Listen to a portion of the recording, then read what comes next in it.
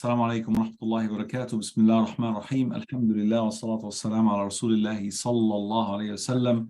رب اشرح لي صدري ويسر لي أمري واحلل عقدة من لساني يفقهوا قولي. سبحانك لا علم لنا إلا ما علمتنا إنك أنت العليم الحكيم. جزاكم الله خيرا, my brothers, my sisters in Islam, my dear organizers, my dear participants and everyone. Apologies for coming late. The issue of Palestine has been taking a lot of the time. Alhamdulillah. May Allah subhanahu wa ta'ala grant us sincerity, as Sheikh Abdullah mentioned.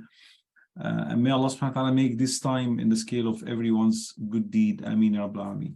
And now a message to the admins. Am I able to share my screen? Will I be able to share my screen, inshallah, or? Can anyone confirm, inshallah?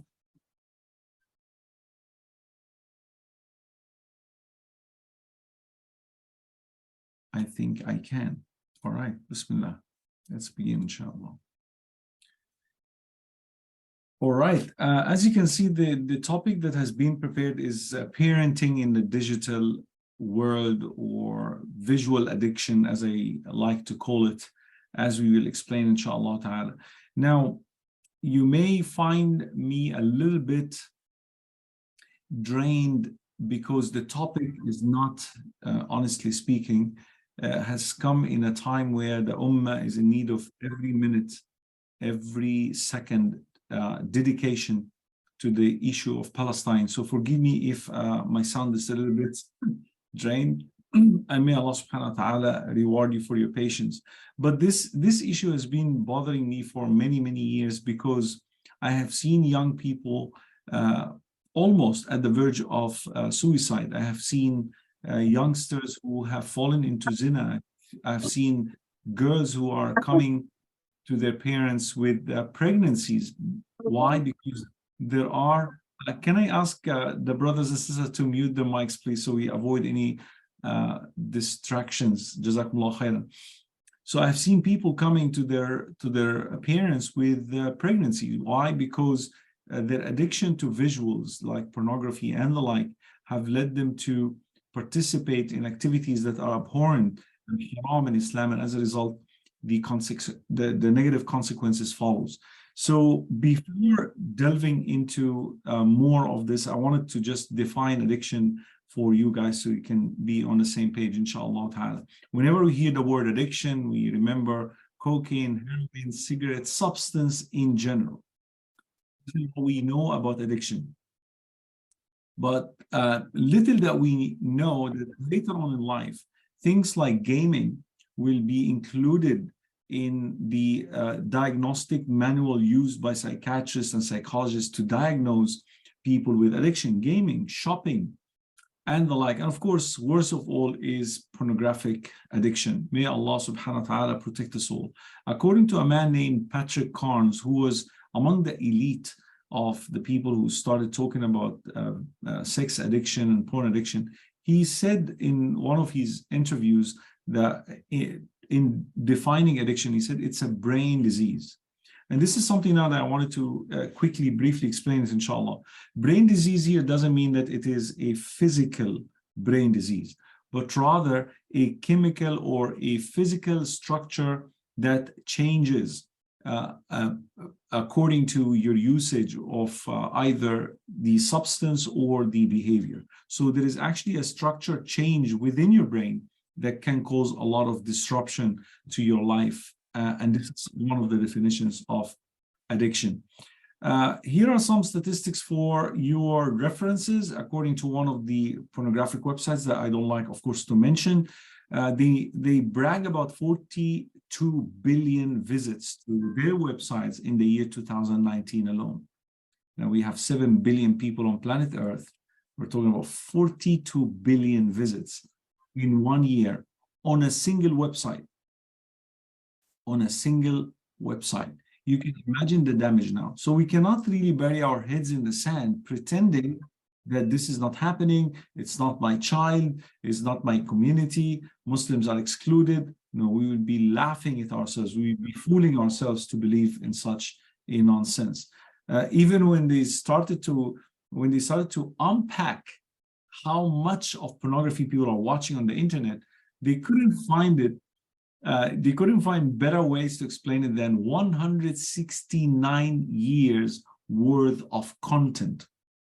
That's 1 year. What has been viewed on the internet, 1.36 million hours of new content in one single year. Can you imagine the number? They said that if you started watching in 2019 these new videos, you will, in 1850, you will be still watching them until today. This is how much of content of that nature people are watching.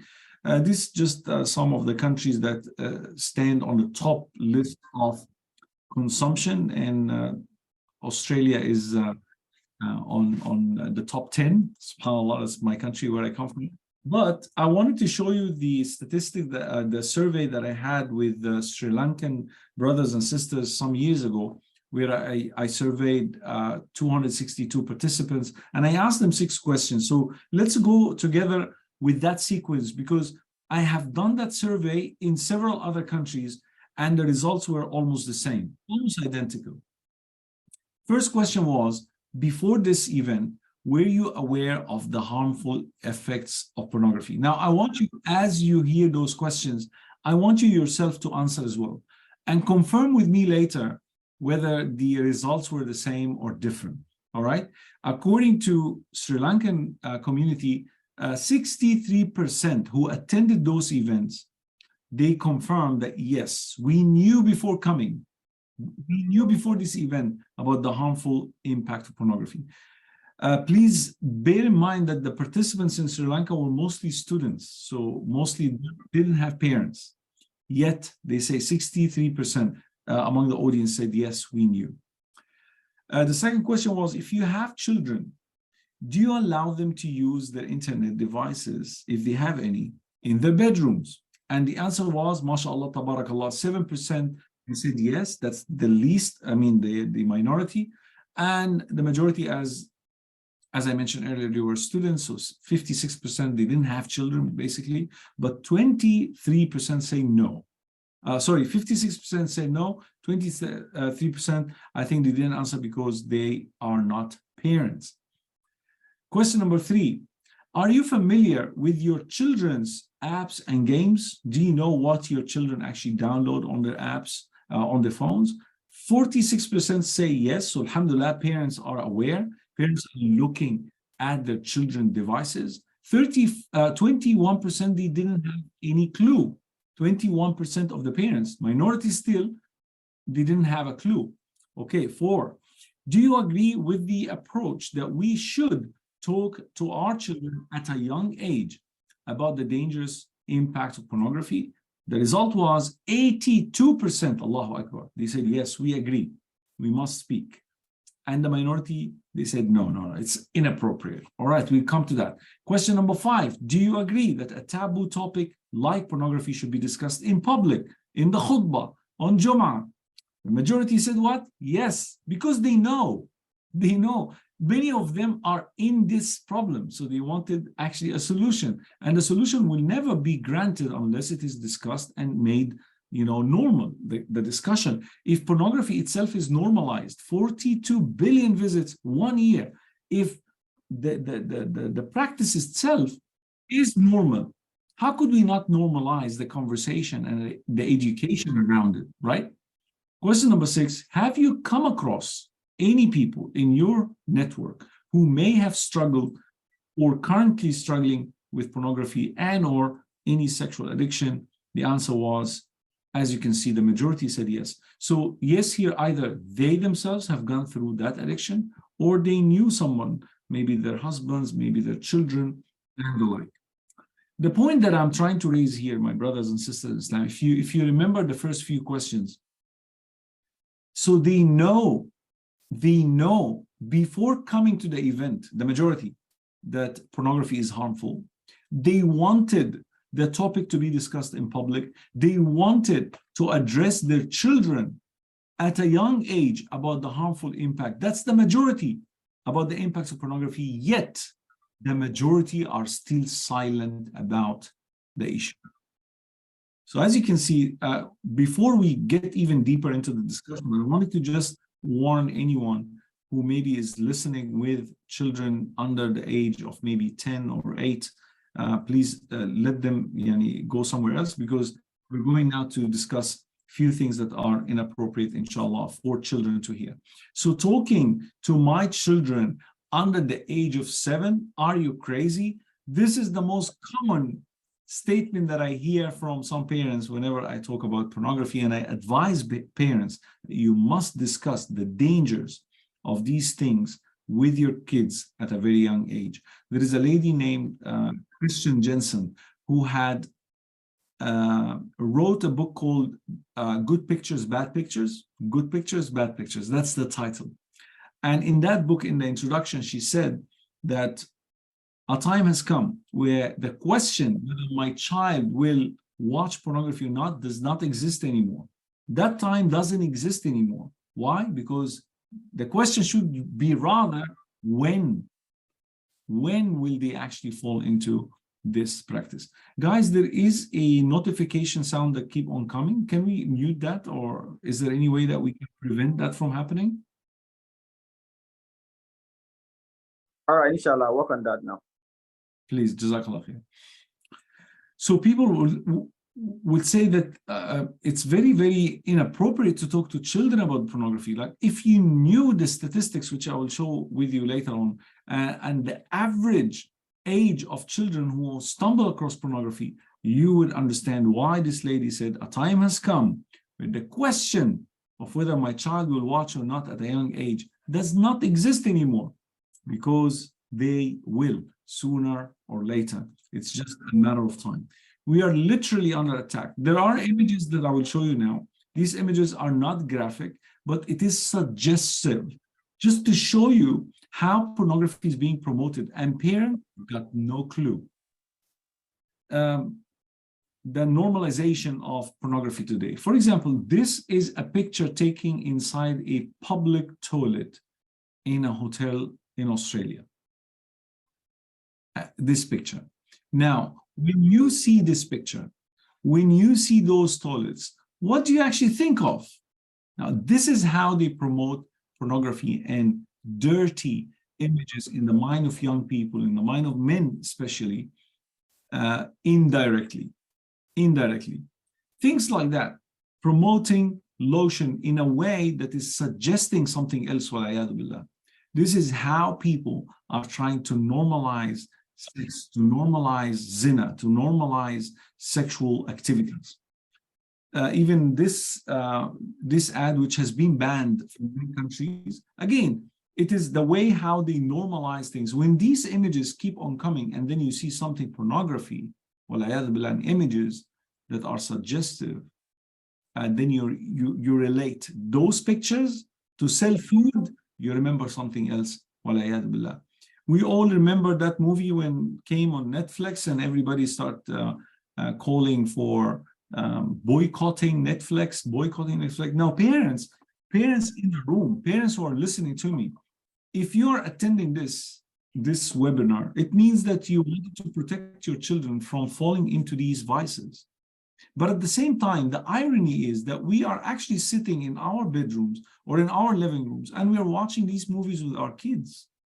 And the irony also is that somebody always in the room having a remote control and holding, his finger is on the forward, button. Why? Because they know that something haram is going to come on the screen, and they wanted to forward it.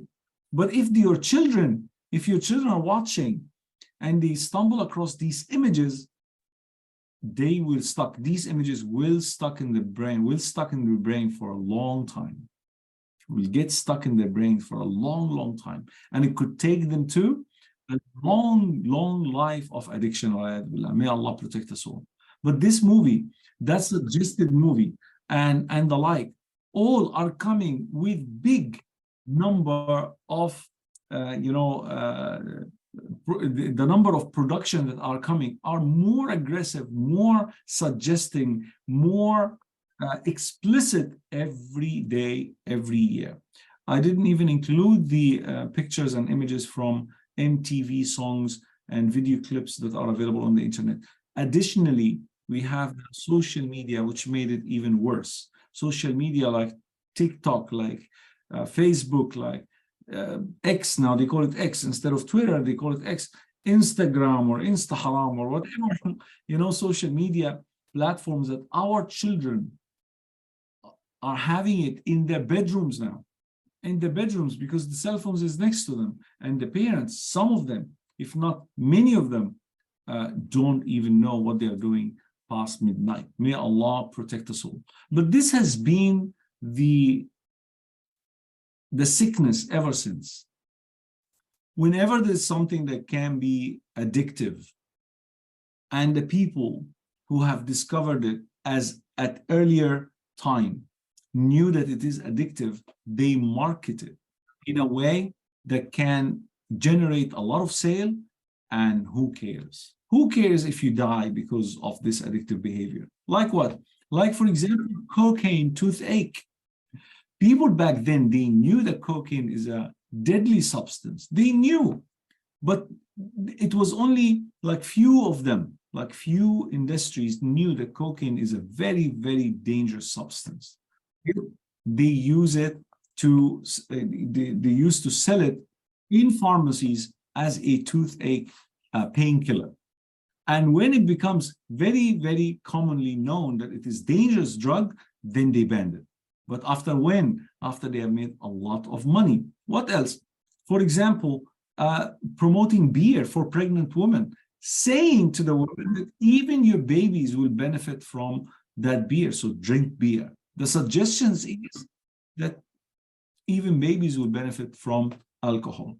Smoking, up until today, smoking is marketed in a manner that it is okay to smoke, that it's cool to smoke, right? Even some Muslims, they argue whether smoking is halal, is haram or makruh, right? And they will argue, it's not haram, brother, don't make it difficult for us, just makruh.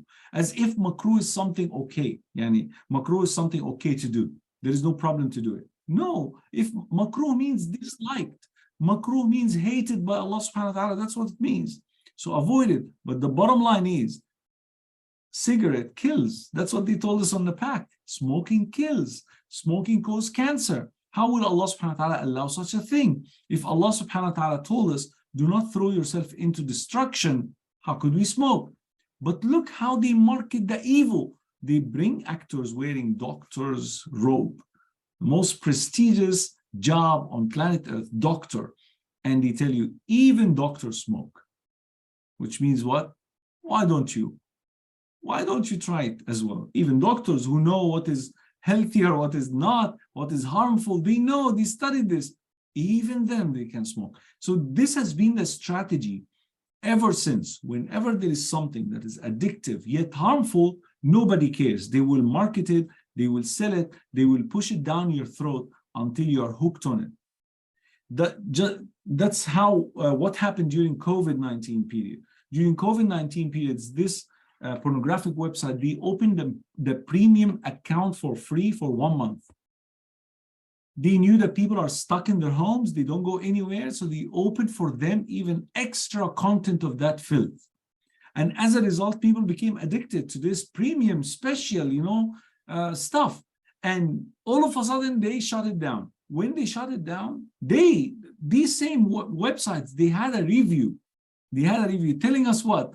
Telling us that during this 1 month of the premium, many of the visitors have started using their credit cards to buy these content. Addiction or not? You answer that question. Here are a few messages, inshallah ta'ala. A message first to parents and educators. Parents and educators in the room. There was a lady named April Garris. She said something very, very important that we need to learn. She said in most every single case, there is some background of child sexual abuse or neglect.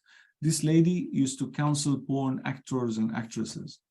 So she said in almost every case that I dealt with about those people who are stuck in this industry, there is either sexual abuse when they were young or neglect. Now, I want to comment on both. sometimes I have seen actually family members who told me that we discovered that a Quran teacher have molested my daughter. A Quran teacher have molested my son. My uncle have molested me when I'm young. I wrote a book called I think it was, which one? Aware, Find Out Who You Are Without Porn. In the beginning of the book, I mentioned a story of one of the cases that I dealt with, where she discovered her own uncle masturbating in the bathroom, and as a result, she herself became addicted to this content, and she turned to become a sex worker later on in life. Why? Because of one irresponsible uncle, one irresponsible relative. So either sexual abuse or neglect. Now, neglect, what is neglect? How many of us will give their children cell phones or iPad so that they don't nag them, so that they avoid their cries and their nagging and their naughtiness? Because the parents themselves, they wanted to be on their cell phones or on their phones or doing their own thing without disruption. How many of them? This is neglect. This is negligence on the part of the parents. So be careful. You maybe think that your child is polite and nice, which is the case in front of you, but behind closed doors, they are already addicted to very, very dangerous content. We'll talk further. A message to parents and educators: remember this ayah. Allah subhanahu wa ta'ala mentioned, إِنَّا نَحْنُ نُحْيِي الْمَوْتَى وَنَكْتُبُ مَا قَدَّمُوا وَآثَارَهُمْ وَكُلَّ شَيْءٍ أَحْصَيْنَاهُ فِي إِمَامٍ مُبِينٍ. Allah is not only writing your own deeds and your own actions, my brothers and sisters in Islam. Al-athar وَآثَارَهُمْ, everything that you have influenced others with, you are also questioned about it. That's why the Prophet ﷺ said, whoever started a good action that was followed by others, you will be rewarded for every time somebody execute that action, if the action was good. And the opposite is also true. If you influenced your children negatively, you will be questioned.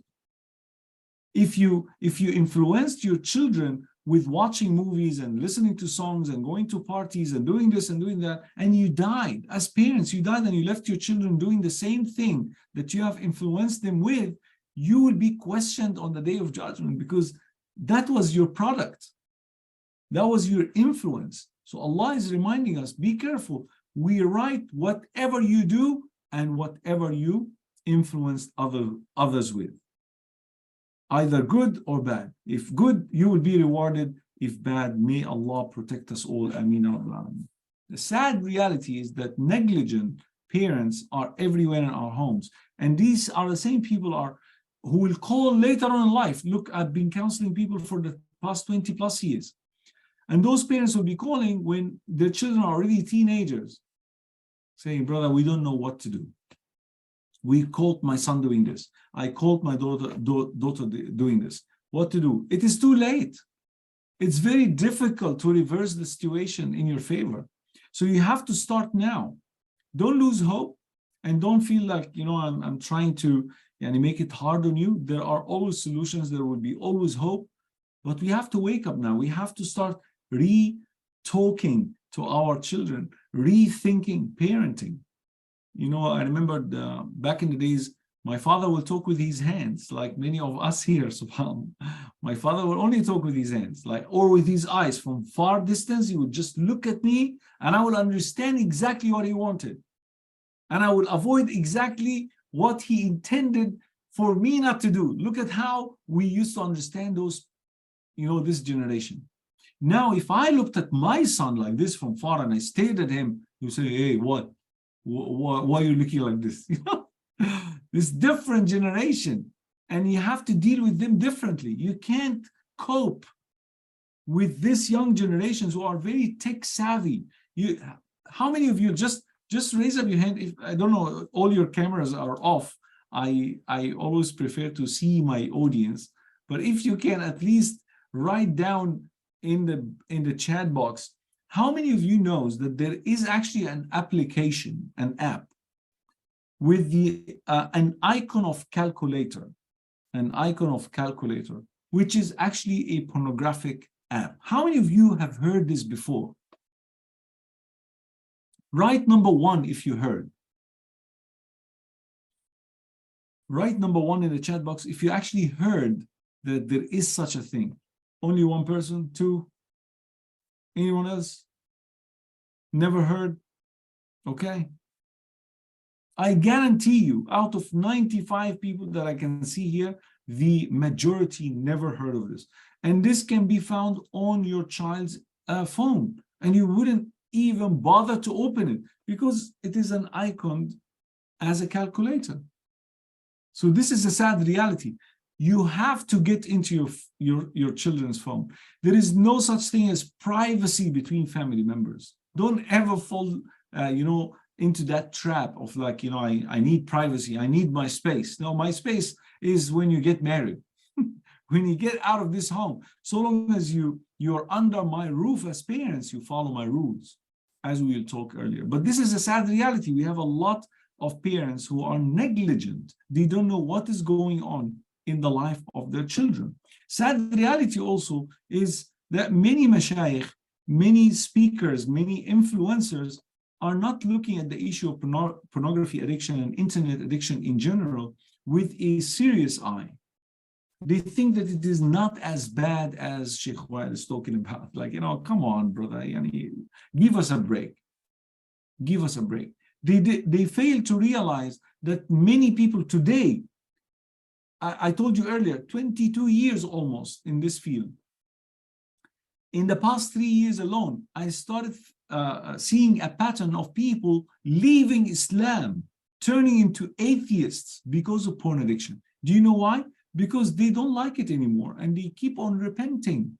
Every relapse, they end up repenting to Allah. Ya Allah, forgive me, forgive me, forgive me. And then 2-3 days later, they relapse again. And they went through that cycle for years and years and years until they reached a point by saying, there is no God. Yes, pornography leads to atheism. Pornography leads to divorce.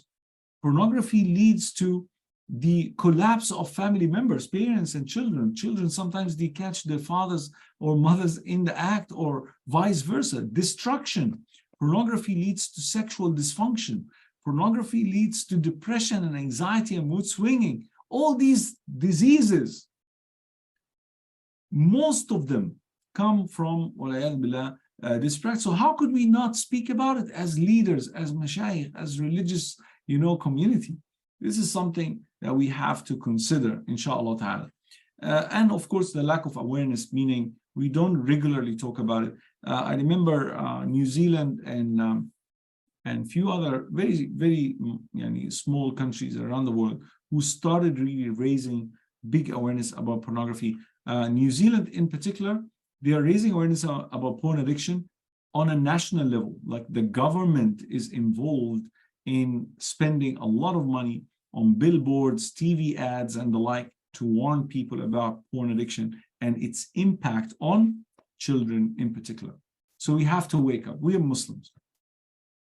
We're Muslims. As you can see, top pornographic website in the world was ranked as top 5 sites visited by 11 to 16 years old boys. That's my child, that's your child. 1 in 10, 12 to 13 years old are worried that they might be addicted to porn. Now, when a child at that age,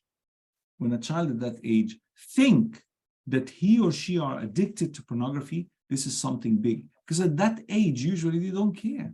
They enjoy the fun. But to come to a conclusion that I might be addicted and this is something like worrying me, this is something really big. Account for that, my brothers and sisters. Parents in the room who are listening, please account for that, inshallah ta'ala. So what is the solution? As you can see, I have two solutions, inshallah. I say conversation, but how the conversation should take place, here are 2 simple steps, inshallah ta'ala. Number 1, encourage questions. So you have to sit with your children. As I mentioned earlier, you have to rethink parenting. So from now on, forget about hands speak. The hands should not talk anymore. Your tongue. You have to speak and you have to encourage questions and you have to encourage any subject must be discussed. There is no any shameful subject. There is no any off-topic subject in this house. Under this roof, anything we can discuss. You have to encourage that. You have to sit with your children and tell them, is there anything outside that people are talking about that perhaps you want to share with me? Don't worry. Even if it's about boyfriend and girlfriend, even about sexual interaction with the opposite gender. In the beginning, they will be shy. But 3-4 weeks like that, talking again and again about the same thing, believe me, if there is something, they will come and talk to you.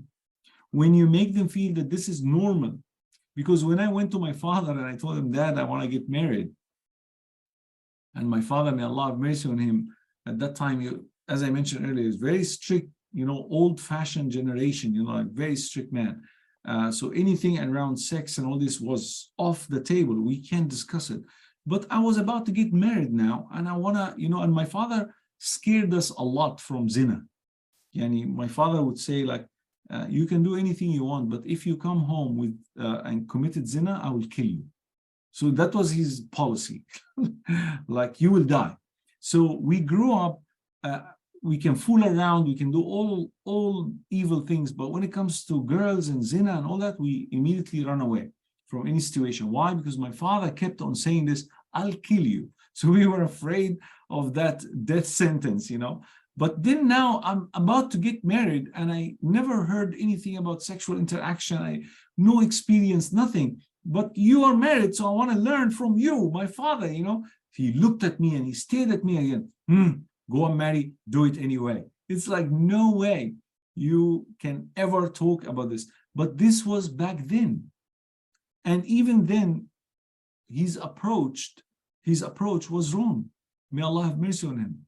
Because I started talking and asking the wrong guys. And this is exactly what's going to happen to your children. If you do not allow education of that sort in your homes, they will go and ask the wrong guys. And the wrong guys will provide them with pornography, will give them links, will tell them, go and watch this and learn. So it's better you teach them. It's better you talk to them and protect them and tell them what is right and what's wrong before it is too late. So encourage any sort of questions. May Allah have mercy on Sheikh Ahmed Deedat. May Allah have mercy on him, Sheikh Ahmed Deedat of South Africa. This man was ahead of his time, mashallah, tabarakallah. I visited his home in Durban in South Africa, and his son Yusuf Deedat, may Allah have mercy on him as well. He invited me there, and I saw a big billboard on the wall of the house of Sheikh Ahmed Deedat. It says what? All questions answered. All are welcome, all questions answered. This was Sheikh Ahmed Deedat inviting non-Muslims in, telling them, ask any question. You are most welcome to come in. You're most welcome to ask anything. This should be our slogan for our kids. Anything welcome in this house. So long as it's between us, all goes. Don't ever shut them down and say, hey, this is wrong. Don't talk about this. Shh, shh, shh. They will go and search it on their own because you have blocked their way. Second, stay calm. When you hear something that is off the norm, something that you've never expected your children will talk to you about, because you have to prepare yourself for that, because they know better. I tell you, they know more when it comes to these sensitive issues. They know much more than you think. But the problem is, you did not start that link. You did not close that gap between your generation and your understanding and their generation. You know why? Because you are repeating the same cycle of your own parents. Your parents raised you this way, and now you are doing the same thing to your kids. But the generation is different. It's similar to something that I'm going to speak about soon. I work at school, and sometimes upper management, like, senior managements, those principals and executive principals, and they always brag about experience.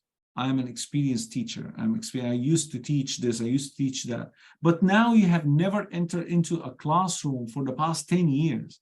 And that is a massive change already. So you will never be as experienced as the teacher who's been teaching in classrooms for 10 years. He's more experienced, even if you've been in education for 40 years. Why? Because you've been always in the classroom. So you know the students, you know what they like and what they don't like. You know how they learn.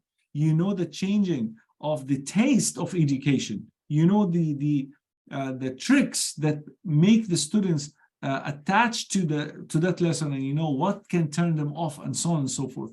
But someone who's sitting in his office with air conditioned, just managing the staff, is no longer experienced. I call it expired experience.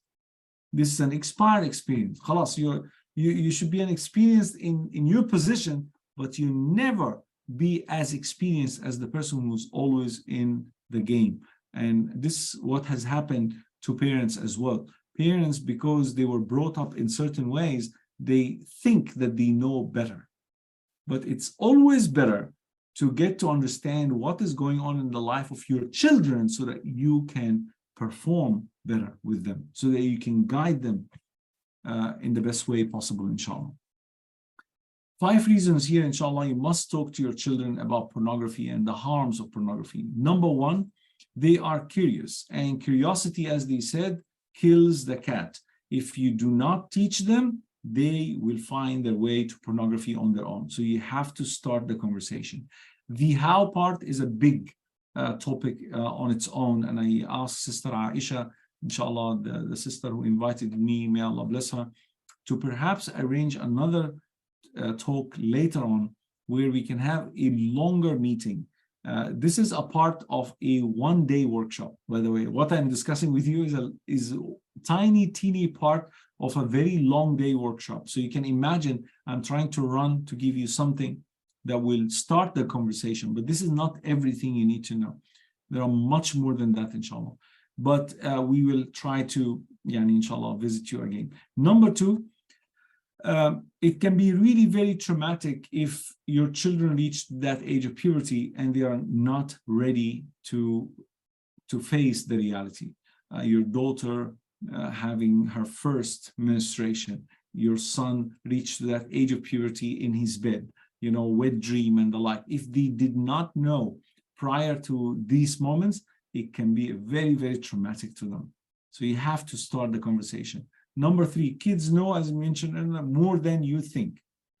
You just don't know. You think that they are innocent, but you are innocent. Kids are lacking also the proper language. They don't know how to describe things, so you have to tell them. There was a case in the court here in Australia, even in Western society, naming private parts, sometimes they name it with nicknames like butterfly instead of the actual, name, scientific names of private parts. And as a result, there was a little girl who was molested. And when the judge asked her, what did this man do? She said, he touched my butterfly. And as a result of her using the word butterfly, she lost the case. Her parents lost the case because there is no such thing as butterfly, you see. But if you teach your children at a young age what are the proper names for private parts, so in case of any molestation, in case of any cases of that nature, may Allah protect us all, they will be able to verbalize and language what happened in case of any abuse. Or may Allah protect our children. Talking to them about these sensitive issues build the trust between you. So in case your daughter fell in love in high school, she will come and talk to you. Mama, there is this Ahmed boy I wanted to, and that's actually okay. If your daughter come and tell you, I have a feeling for this, that's okay. Don't, you're still young, shut up, don't do this. They will do it. They will meet. They will do even worse than what you thought they would do, but because you blocked their way, they did it behind your back. It's better for you to know and say, you know what, I will facilitate those meetings, but don't do anything behind my back. That's the promise, okay?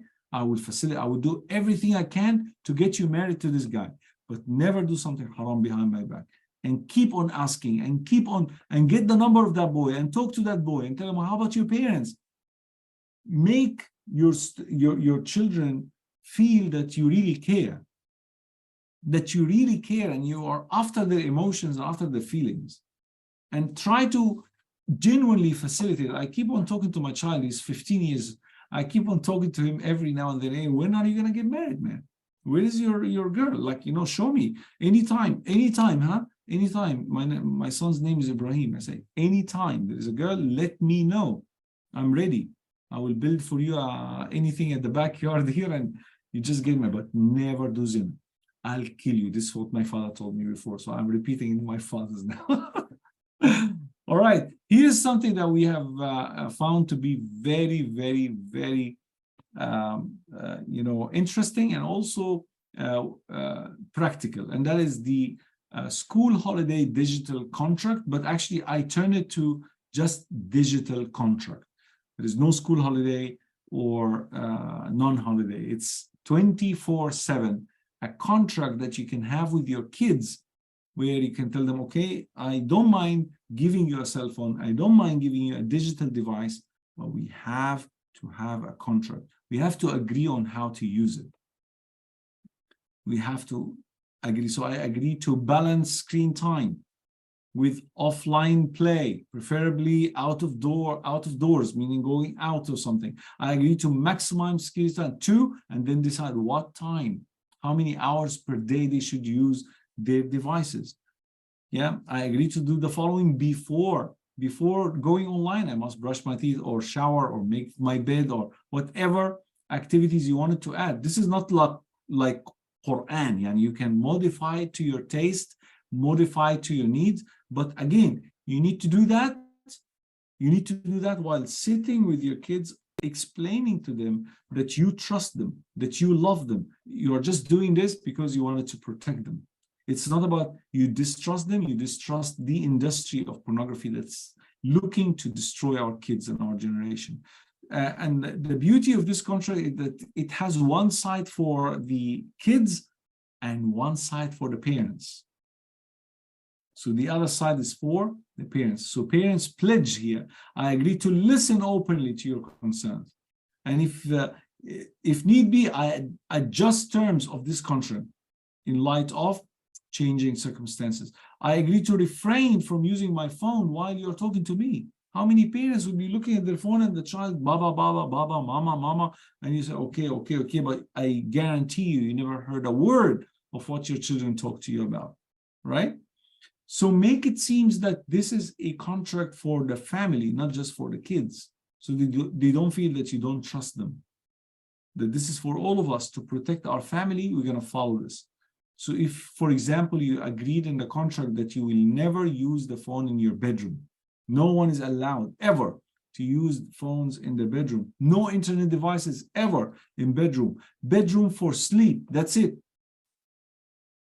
Then you have to do the same, my brothers, my parents, brothers and sisters. Now, this is the website for the contract, the same contract that I showed you a while ago. If you want to take a picture or something of the website, or if you want the whole presentation, I can send it later, inshallah, to be shared with the participants. By all means, you can do so, inshallah. But here are quickly 10 points before we open the floor for question and answer that make this idea absolutely successful. It worked for me. It worked for many people, alhamdulillah, being, as I mentioned, counseling parents and children for many, many years, alhamdulillah. In order for this idea to work well, number one, discuss with your kids before writing the contract. Listen to their suggestions and consider them. Don't be a dictator. This time of my father is over. All right, I was the last generation of slaps and kicks, and that's my last. There is no this way of like, hey, sign. No. Talk to them first about the idea. Tell them that I'm thinking, and I listened to a webinar. I felt that internet freely using the internet like that without any restriction is very dangerous. So let's sit and do something interesting, new, and give them the time to explain themselves. If you wish your child to stop using devices after 8 p.m., for example, you do the same. You do it the same as I mentioned. It's a family decision that applies to everyone. And if you didn't follow, I tell you, sometimes I seek permission from my son to give me the phone after certain hours.